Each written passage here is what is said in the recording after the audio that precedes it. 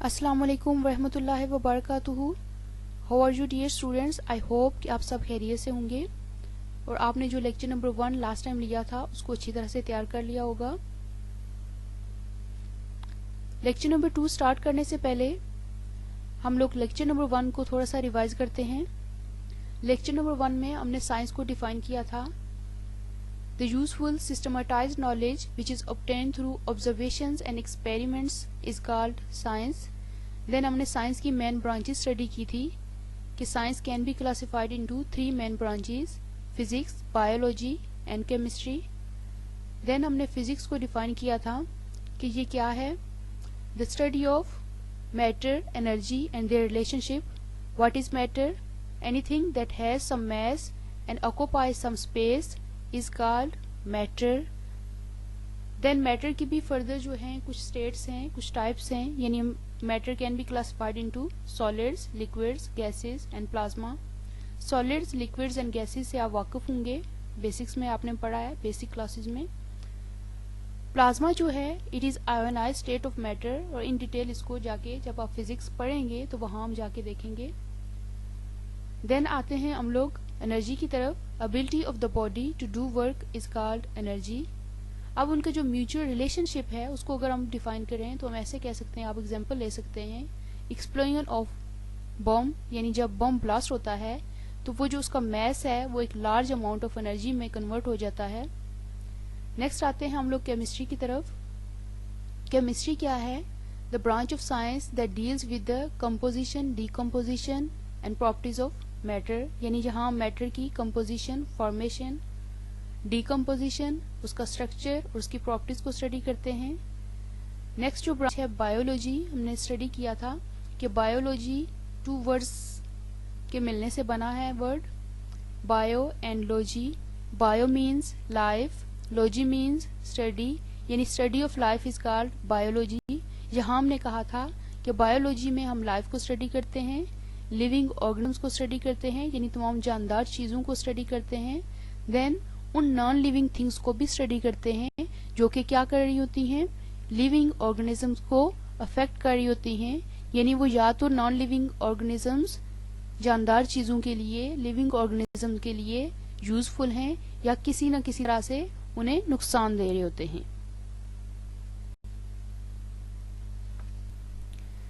Then हमने unit number 7 force and pressure से start लिया। सबसे पहले हमने फोर्स को डिफाइन किया कि फोर्स क्या है। कोई भी पुश या पुल जो आप किसी बॉडी पर लगाते हैं और बॉडी पर वो पुश या पुल लगने के बाद बॉडी में कोई चेंज आता है, उसे हम फोर्स कहते हैं। अब फोर्स के जो फंक्शंस हैं वो हमने स्टडी किए कि फोर्स जब आप किसी बॉडी के ऊपर लगाते हैं तो वो बॉडी अगर रेस्ट पे पड़ी हुई है तो वो मूव करना स्टार्ट कर देगी। इसी तरह एक मूव करती हुई बॉडी पर फोर्स लगाकर आप उसे रोक सकते हैं। इसी तरह किसी बॉडी की डायरेक्शन ऑफ मोशन को आप चेंज कर सकते हैं बाय यूजिंग फोर्स। किसी बॉडी की स्पीड को चेंज कर सकते हैं बाय यूजिंग फोर्स, यानी अगर एक बॉडी स्लोली मूव कर रही है तो उसे फोर्स लगाकर आप स्पीड अप कर सकते हैं। इसी तरह किसी स्पीड से मूव करती हुई बॉडी पर फोर्स लगाकर आप उसे स्लो डाउन कर सकते हैं। नेक्स्ट हमने कहा था कि फोर्स लगाकर आप किसी बॉडी की डायरेक्शन ऑफ मोशन को भी चेंज कर सकते हैं। फोर्स लगाकर आप किसी बॉडी की शेप को चेंज कर सकते हैं। देन हमने फोर्स का यूनिट देखा था न्यूटन। नेक्स्ट आते हैं प्रेशर की तरफ। प्रेशर जब आप फोर्स किसी सर्टेन एरिया के ऊपर लगाते हैं तो उस टर्म को आप प्रेशर का नाम देते हैं। देन आपने उसका मैथमेटिकल रिलेशन लिखा था P is equal to F/A। उसका यूनिट जब आपने फाइंड किया था तो आपने कहा था न्यूटन पर मीटर स्क्वायर, जिसे हम पास्कल का नाम देते हैं।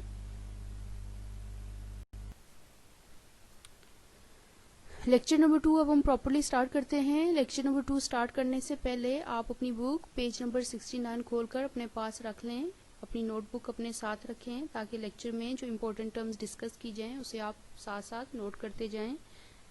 फर्स्ट ऑफ ऑल बेस्ट ये है कि आप लेक्चर को अटेंटिवली सुनें और जब लेक्चर एंड हो जाए तो दोबारा से इन स्लाइड्स को चलाएं और चलाकर यहाँ जो टॉपिक को इन डिटेल लिखा गया है, जिस तरह से लिखा गया है उसे नोट कर लें और फिर वहाँ से आप को तैयारी करने में आसानी रहेगी। लेक्चर नंबर 2 हमारा जो है टॉपिक वो हाइड्रोलिक से रिलेटेड है। सबसे पहले हम हाइड्रोलिक को डिफाइन करते हैं। It is a branch of physics which deals with mechanical properties of liquids और फ्लूइड्स। यानी यहाँ आप क्या करते हैं, लिक्विड्स या फ्लूइड्स की मैकेनिकल प्रॉपर्टीज को स्टडी करते हैं।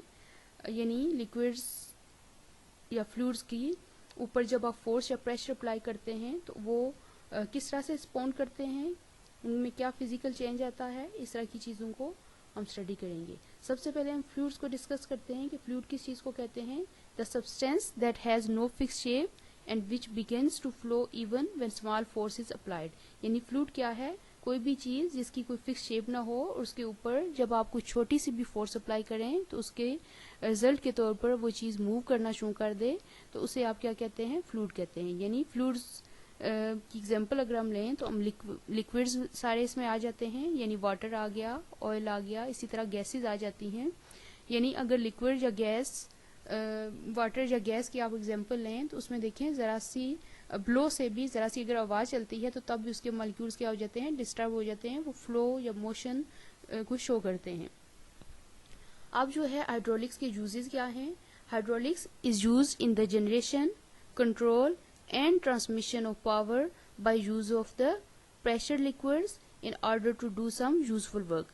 यानी हाइड्रोलिक्स में हम क्या करते हैं, हम जनरेशन कर सकते हैं किस चीज़ की, पावर की, पावर को कंट्रोल कर सकते हैं और पावर को ट्रांसमिट कर सकते हैं। किस चीज़ को यूज़ करते हुए, प्रेशर्ड लिक्विड्स को यूज़ करते हुए। और ये हम क्यों कर रहे होते हैं, क्योंकि इसके रिजल्ट के तौर पर हमें आउटपुट में कोई यूजफुल वर्क मिले। यानी यूज हाइड्रोलिक्स का क्या है, ये जो लिक्विड्स की प्रेस होने की एबिलिटी है या जो लिक्विड फोर्स के लगने से कोई रिस्पॉन्स शो करते हैं, इस बिहेवियर को यूज करते हुए आप पावर को जनरेट कर सकते हैं, पावर को ट्रांसमिट कर सकते हैं, पावर को कंट्रोल कर सकते हैं।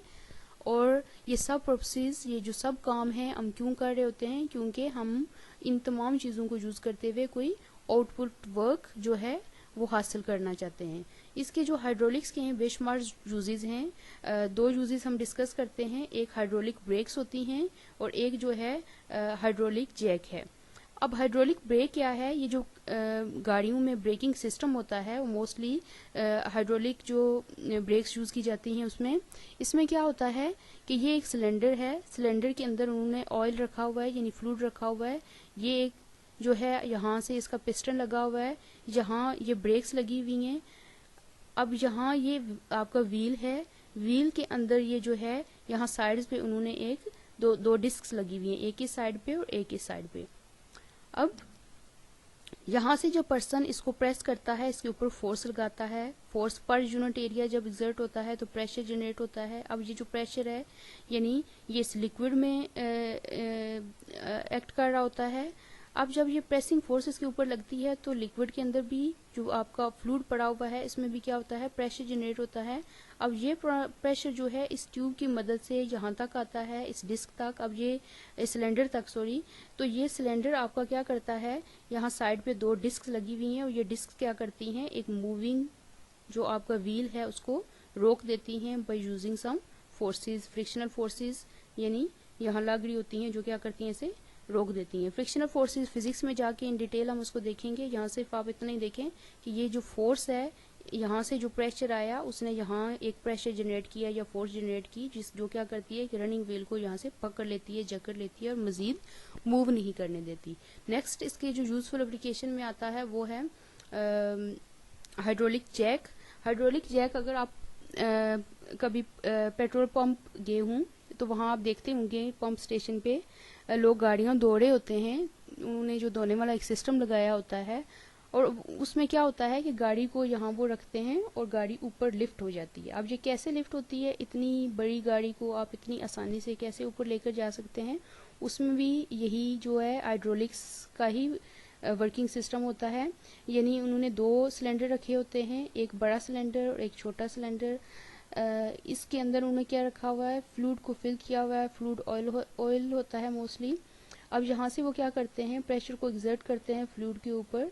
अब ये जो प्रेशर है ये ट्रांसमिट होता हुआ बड़े सिलेंडर की तरफ जाता है, बड़े सिलेंडर में उन्होंने एक सिस्टम लगाया होता है और गाड़ी को ऊपर रखा होता है। अब जहाँ से ये जो फोर्स लगी या प्रेशर जो गया, it is exerted equally in all directions, और ये क्या हुआ, यहाँ तक पहुँचा और यहाँ पहुँचकर इसने क्या किया, गाड़ी को ऊपर उठा लिया। यानी छोटी सी फोर्स लगा के आपने एक बहुत बड़ी गाड़ी को उठा लिया है। तो इसमें भी क्या है, पावर की generation and transmission by using the property of pressured liquids and in order to do some useful work, जो कि आप गाड़ी को ऊपर उठाया। यहाँ भी आपने प्रेशर को ट्रांसमिट किया है to do the useful work, यानी to stop your car.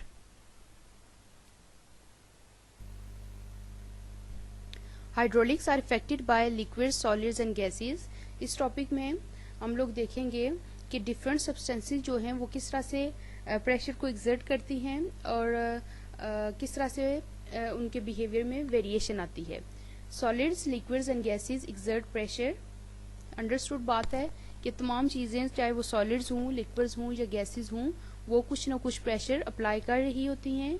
Direction of pressure exerted by gas and liquids is different from that of the pressure exerted by solids. अब ये जो डायरेक्शन है प्रेशर की, वो गैसेस और जो आपके लिक्विड्स हैं उनके बिहेवियर डिफरेंट है एज कम्पेयर टू सॉलिड्स। अब सॉलिड को अगर देखें तो सॉलिड में जो आपके एटम्स होते हैं वो एक दूसरे के करीब करीब पड़े होते हैं, वो मूव नहीं कर रहे होते। उनकी सॉलिड्स की क्या है, एक फिक्स शेप होती है। सो सॉलिड्स के फिक्स शेप होने की वजह से, यानी आप अगर इसको देखें तो इसमें जो प्रेशर ये अप्लाई करते हैं जस्ट अपने वेट की वजह से करते हैं।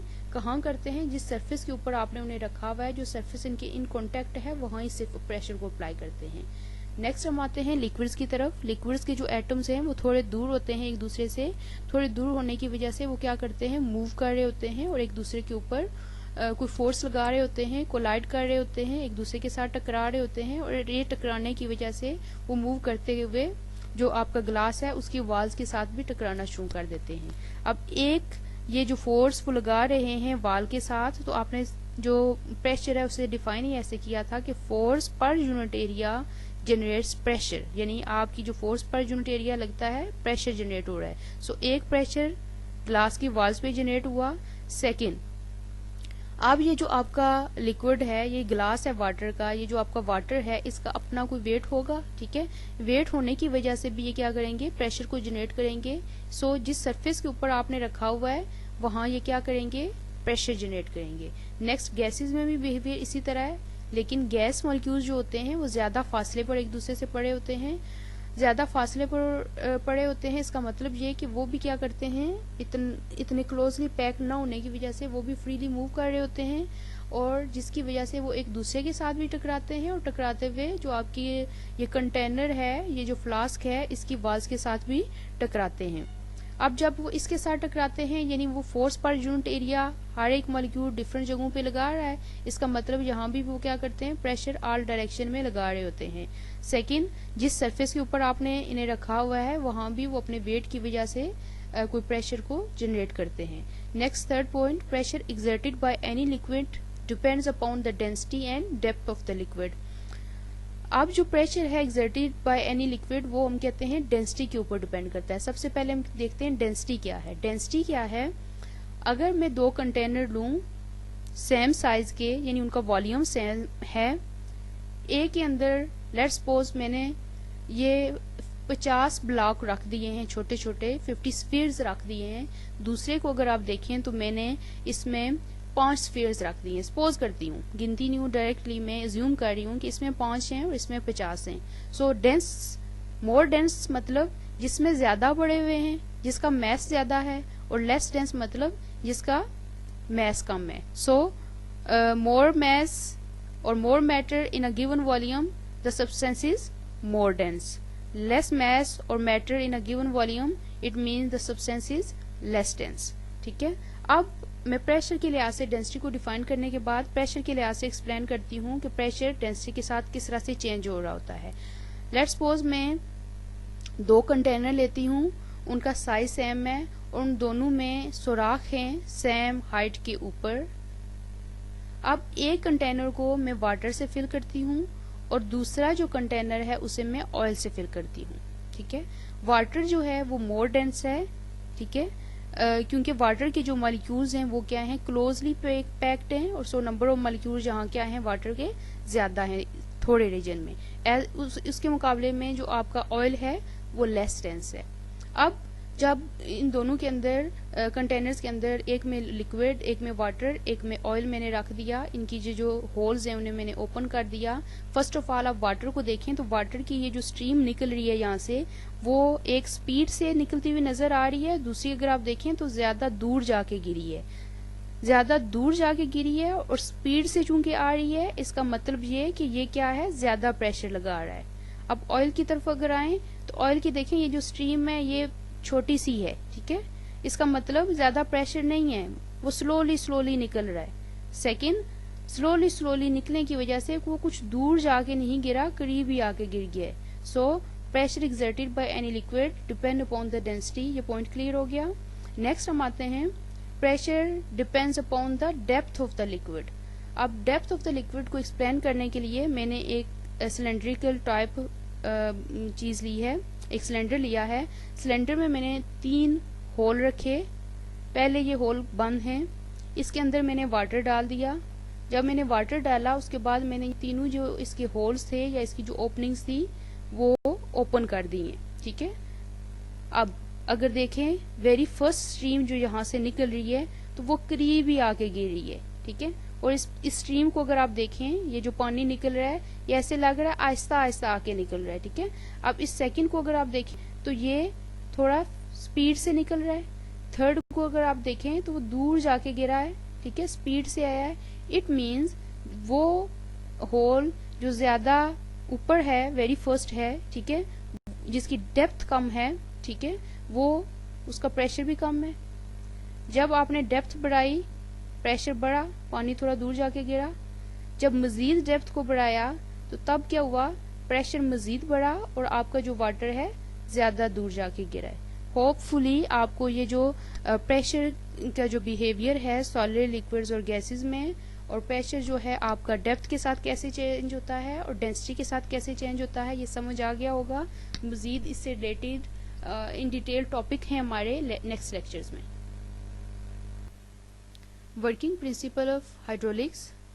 Pascal's principle is called the working principle of hydraulics.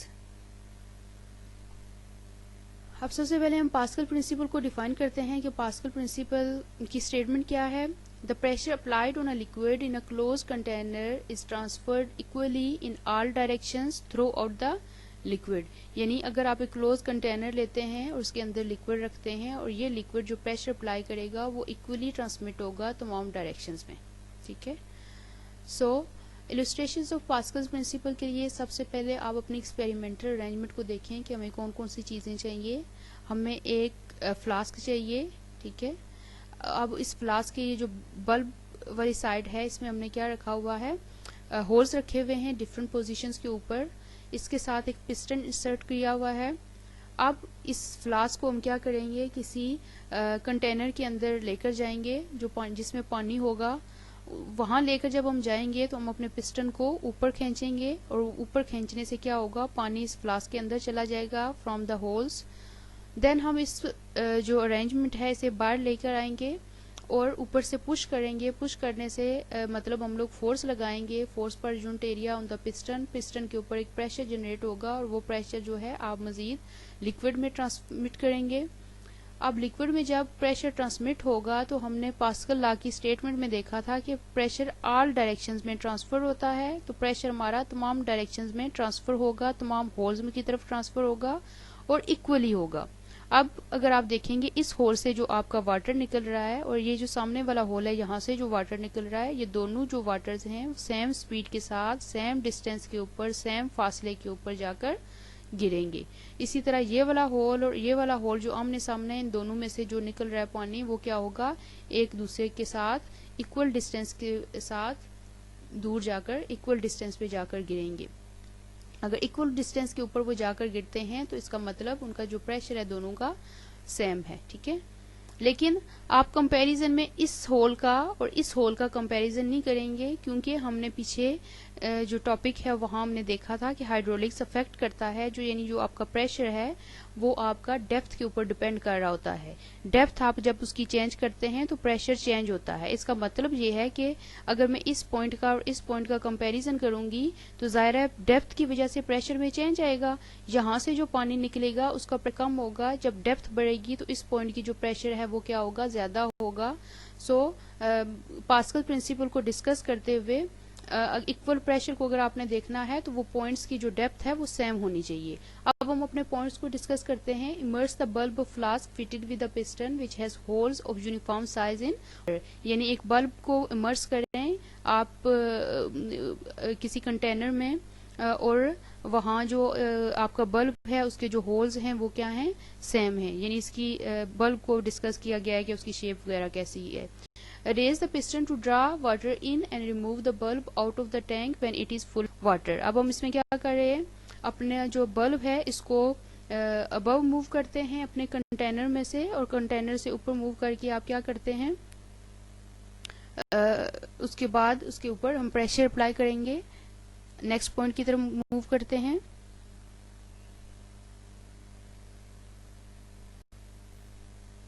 Next आते हैं अपने पॉइंट नंबर 3 की तरफ, यानी जब आपने अपनी फ्लास्क को उस कंटेनर से बाहर लेकर आएंगे तो उसके बाद आप क्या करेंगे, push the piston hard so as to apply the sufficient pressure to the water from the bulb flows out with the same strength from all the holes. यानी जब आप अपने इस फ्लास्क को बाहर लेकर आएंगे उसके बाद आप अपने पिस्टन को पुश करेंगे।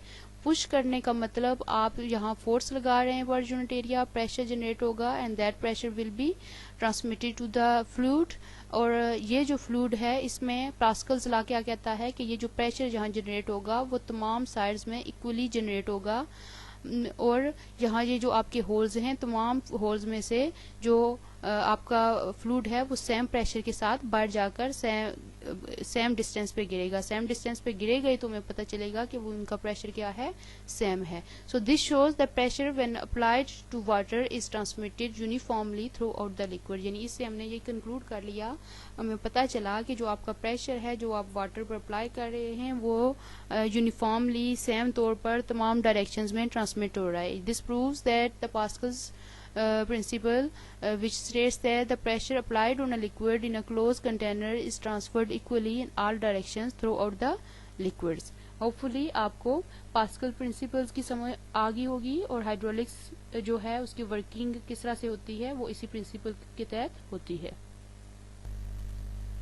Let's recall what we have learned. First of all, we define hydraulics. Hydraulics is a branch of physics which deals with the mechanical properties of fluids. Then we discuss the how hydraulics are affected by liquids, solids और gases।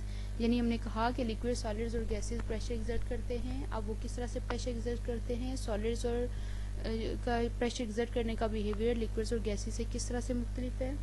Then हम लोगों ने कहा कि pressure जो है वो depth के साथ वेरी करता है, कैसे वेरी करता है, डेंसिटी के साथ वेरी करता है। Then we discuss the Pascal's principle, जो कि क्या था कि जब आप किसी क्लोज कंटेनर के अंदर लिक्विड के ऊपर प्रेशर अप्लाई करते हैं तो वो इक्वली तमाम डायरेक्शन में ट्रांसमिट होता है। और इसे इलस्ट्रेट करने के लिए जो एक्सपेरिमेंटल अरेंजमेंट ली थी उसको आप लोगों ने देखा कि किस तरह से उसने काम किया और किस तरह से उसने पास्कल्स प्रिंसिपल को प्रूव किया। होपफुली आप लोगों को लेक्चर समझ आ गया होगा। अब तमाम इम्पोर्टेंट पॉइंट्स को नोट करें, लेक्चर को नोट करें, अच्छी तरह से तैयारी करें। Wish you best of luck.